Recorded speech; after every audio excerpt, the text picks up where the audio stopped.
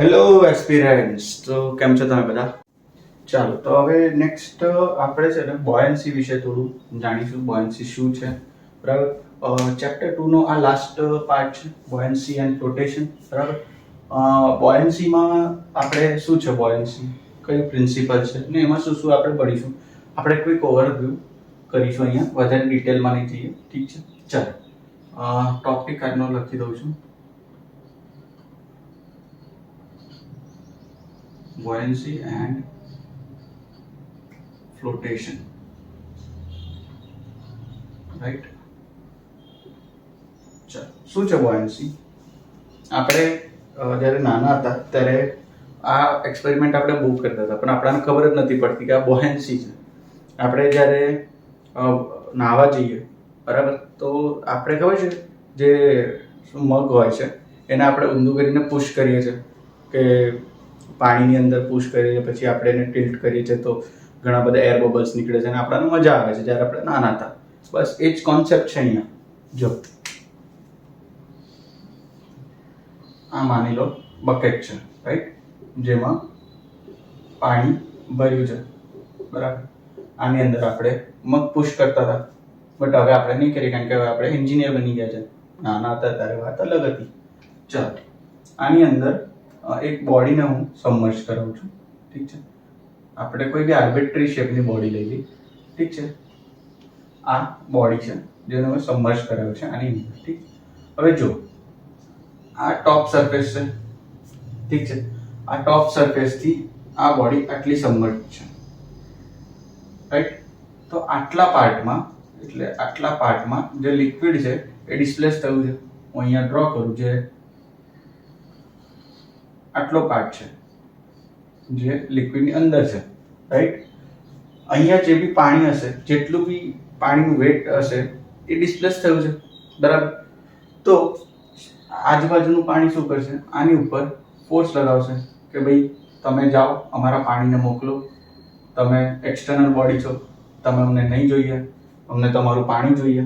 જે પહેલાં અહીંયા હતું તમે એને ડિસ્પ્લેસ કરી નાખ્યું, બરાબર? તો તમે જાઓ, અમને અમારું પાણી પાછું જોઈએ, બરાબર? બટ આ બોડી જાય નહીં. તો આ બધા ફોર્સને ભેગા કરીને આપણે એક ફોર્સ રિઝોલ્વ કરીએ છીએ જે ફ્લુઇડ આના ઉપર લગાવે છે, જેને આપણે કહીએ છીએ બોયન્સી ફોર્સ, ઠીક છે? ને આ બધા ફોર્સને રિઝોલ્વ કરીને આપણે જે એક ફોર્સ બનાવીએ છીએ, આપણે એને એક પોઈન્ટ પર અપ્લાય કરીએ છીએ, અથવા આપણે કહી શકીએ કે એક પોઈન્ટ પર અપ્લાય કર્યા પછી રિઝલ્ટ સેમ આવે છે, તો એ પોઈન્ટને કહેવાય સેન્ટર ઓફ બોયન્સી.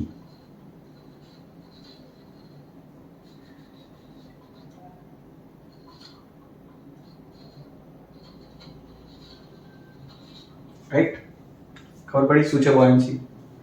તમે પણ જશો, બરાબર, કોઈ પણ શું કહેવાય, આપણે જ્યારે કોઈ પણ રિવર બેંક પર જઈએ છીએ કે અથવા કશે કે આપણે નાહવા જઈએ છીએ, ગોવા જઈએ છીએ કે કોઈ પણ કોસ્ટલ એરિયામાં જઈએ, તો તમે જ્યારે તમારો હાથ પુશ કરશો પાણીની અંદર, તો પાણી તમારા હાથને પાછું ઉપર લાવવા માટે એક ફોર્સ અપ્લાય કરશે, ઠીક છે? એ ફોર્સ એને કહેવાય છે બોયન્સી ફોર્સ. હવે પણ તમે કહેશો કે આ ખાલી લિક્વિડમાં જ થાય છે. ના, લિક્વિડમાં નહીં થતું, આ તો ફ્લુઇડમાં થાય છે.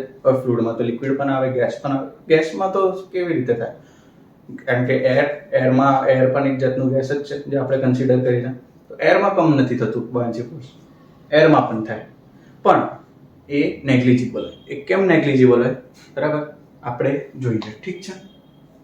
જો એ કેમ નેગ્લિજિબલ છે, કેમ લિક્વિડમાં આપણને એ કન્સિડરેબલ અમાઉન્ટનું મળે છે, એરમાં પણ છે પણ આપણને ફીલ નથી થતું, એના માટે આપણે જોવું પડે કે બોયન્સી આપણે કેલ્ક્યુલેટ કેવી રીતે કરીએ, ઠીક છે? તો મેં અત્યારે જ કીધું કે જેટલું પોર્શન સબમર્જ છે એટલા પોર્શનમાં જે બી વેટ છે એ ડિસ્પ્લેસ થઈ ગયું છે. તો ફોર્સ કેટલું લાગશે? ડિસ્પ્લેસ્ડ થઈ ગયા ફ્લુઇડનું વેટ એ જ એટલું જ લાગશે, બરાબર? કારણ કે એટલું જ પાર્ટ આપણે વેકેન્ટ કરે છે ને બોડીથી, એટલું જ ફ્લુઇડ આપણે બહાર કાઢ્યું છે, આટલા પાર્ટનું ફ્લુઇડ આપણે બહાર કાઢ્યું છે. તો એ જે એટલા પાર્ટનું જે વેટ હશે ફ્લુઇડનું એ જ આના ઉપર લાગતું હશે, બરાબર? કે તમે બહાર જાઓ ને અમારા ઓરિજિનલ પાણીને મોકલો, ઠીક છે? અને આપણે ભણ્યા છે કે ભાઈ વેટ એટલે શું, ફર્સ્ટ ચેપ્ટર યાદ કરો. એટલે મેં કીધું કે ફર્સ્ટ ચેપ્ટરમાં આપણે થોડોક ટાઈમ લઈશું, થોડોક એમાં એક્સપ્લેનેશનમાં આપણે ટાઈમ લીધો, બટ આ બધું આપણને ત્યાંથી મળી જશે. ઠીક છે, ચાલો. એફ બી બરાબર is equals to weight of fluid displaced by body, અથવા લખીએ સબમર્જ્ડ બોડી, આખી body only submerged part, submerged body, right. યાદ રાખજો, પૂરી બોડી નહીં, ફક્ત સબમર્જ્ડ પાર્ટ, રાઈટ. ચાલો, વેટ શું હોય, વેટ શું હોય, એમ જી. પણ આ શું થયું, સ્પેસિફિક વેટ. તો સ્પેસિફિક વેટ પણ આપણાને આખા જેટલું પોર્શન સબમર્જ છે એનું જોઈએ છે, બરાબર. તો આના માટે આપણને આને વોલ્યુમ સાથે મલ્ટીપ્લાય કરવી પડશે. કેવો વોલ્યુમ, તો જેટલો ડિસ્પ્લેસ કર્યું છે ને આટલો જ, આટલા પાર્ટનો વોલ્યુમ એટલો જ. તો આને આપણે 12 થી ડિનોટ કરીએ, એટલે અથવા તમે VD પણ લખી શકો, વોલ્યુમ ડિસ્પ્લેસ કે 12 લખી શકો, જે બી તમને ઈઝી પડતો હોય. ઠીક છે, હવે આપણે આને લખી શકીએ. શું લખીએ છે બોલો તો, સોરી, અહીંયા આપણે રો આવે છે, રાઈટ. સ્પેસિફિક વેટ,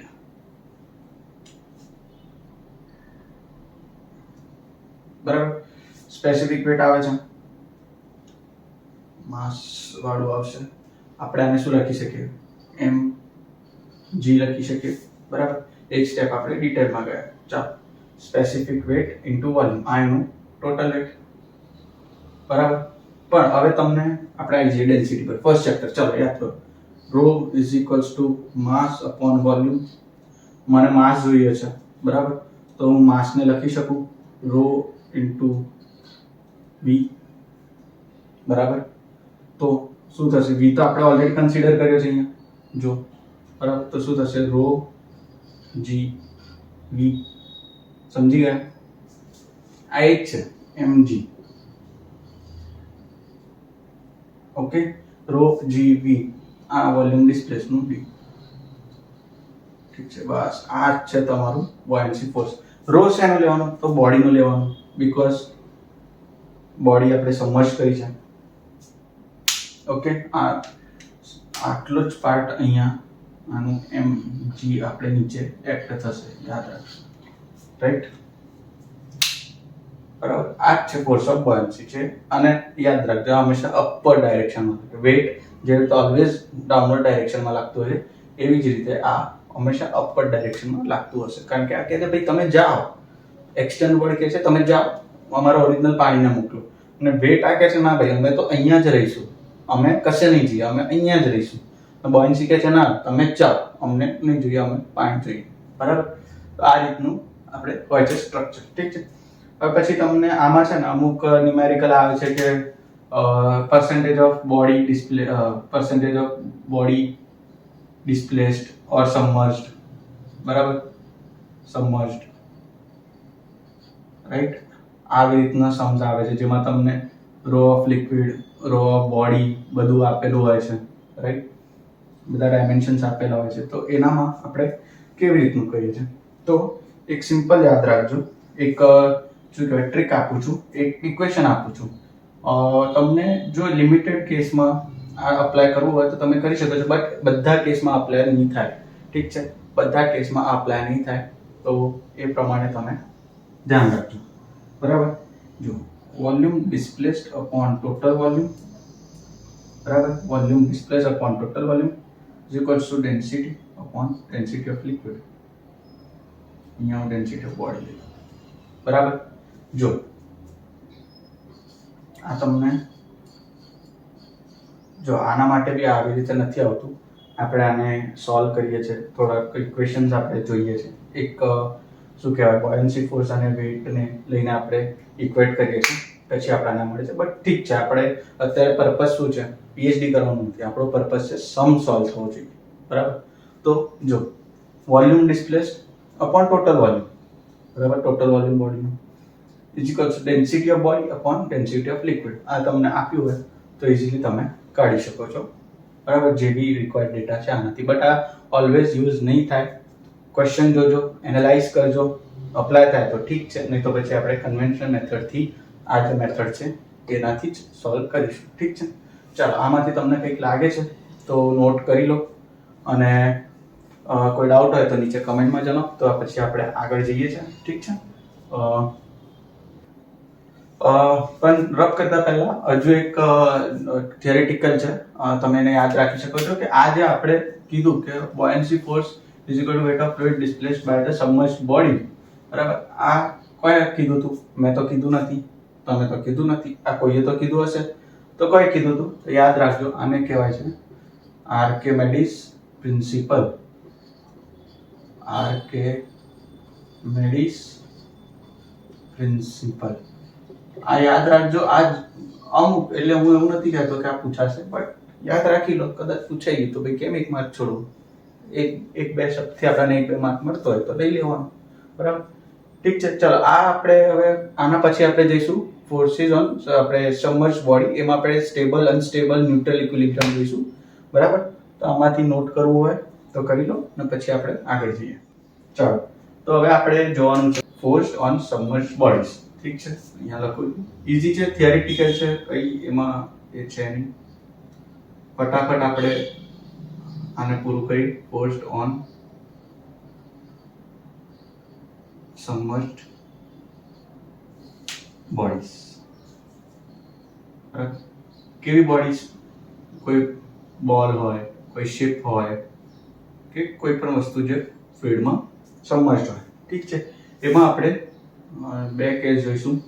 આપણે એક જ પાર્ટમાં કરી દઈએ તો ફટાફટ આપણું રિવિઝન પતે, કારણ કે થિયરિટિકલ છે, રાઈટ. પહેલું આવે છે body completely submerged. Body completely submerged, right. અને સેકન્ડ આવે છે ફ્લોટિંગ બોડી.